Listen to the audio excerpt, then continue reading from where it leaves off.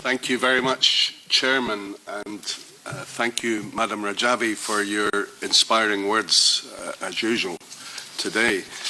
As you said, Madam Rajavi, this is International Human Rights Day. In fact, this year, the UN has designated today as HR 365, indicating that every day of the year is Human Rights Day.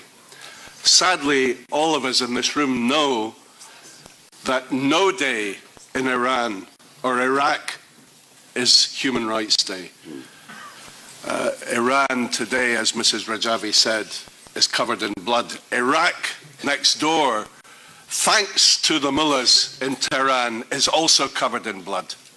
5 years ago, when I was elected as chair of the delegation for relations with Iraq in this House, I was told by many officials and by ambassadors, your job is to cement good relations between the European Parliament and Iraq, to build a good sympathetic relationship.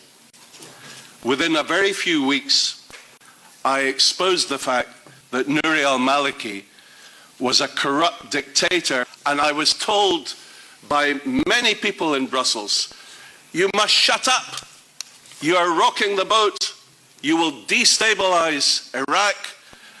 And because Iran insisted and America and Britain backed the appointment, the re-election fraudulently of Nouri al-Maliki, you could even destabilize the nuclear talks in Tehran.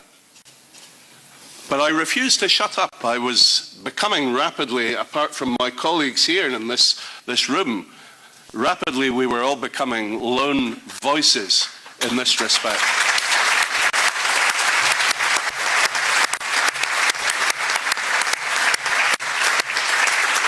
You know, Maliki called a press conference in Baghdad to accuse me of being an enemy of Iraq and a liar. He then sent an envoy from Baghdad to my office here in the European Parliament to ask me what it would take to make me shut up. And I said, what it would take will be your resignation and your indictment for crimes against humanity.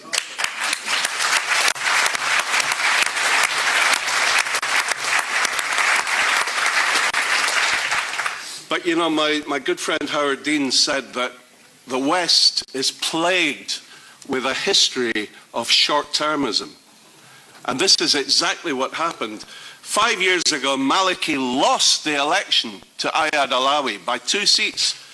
But Iran said, we have a red line against Ayad Alawi because he is always complaining about Iraqi interference in Iranian interference in Iraq. So we no way will allow him to become the Prime Minister. And America and Britain and Europe backed Iran and said, okay, we support Maliki to form a coalition and to take control. That was a short-term mistake, and it was a tragedy for Iraq, it was a tragedy for the region, and a tragedy for the world. Iraq is now a bloodbath. We warned again and again that this would happen, that there would be civil war. Now, Haider al-Abadi, the new Prime Minister, says that there are over 1 million armed militia, Shiite militia, active in Iraq, backed, financed, and very often led by the Quds Force from Iran, waging sectarian war on the Sunni population.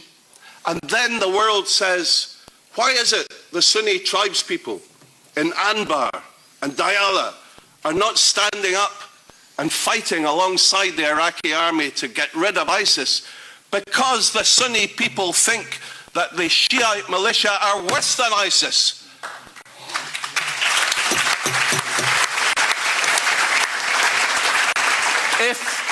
If we are serious about ridding the world of ISIS, if we're serious about encouraging the Sunnis, the tribes in Iraq, to join forces with the Iraqi military, with the Peshmerga in Kurdistan, to help oust ISIS, and this is the only practical way that you can fight against ISIS, then we must rid Iraq of Iranian interference. We must tell Haider al-Abadi, appoint again the generals who were ousted by Maliki because they did not support Iranian interference. Get rid of all the Iranians in Iraq. The PMOI exposed 30,000 names of people who are working in the army, in the intelligence services, in the administration of Iraq, who have been trained and are paid a weekly wage by Iran. They expose their names, their bank account numbers, how much they're paid. This is the level of the interference of Iran in Iraq. They're extending their cancer across the whole of the region. And 12 years later, since the PMI exposed the fact that they were developing nuclear weapons, we have just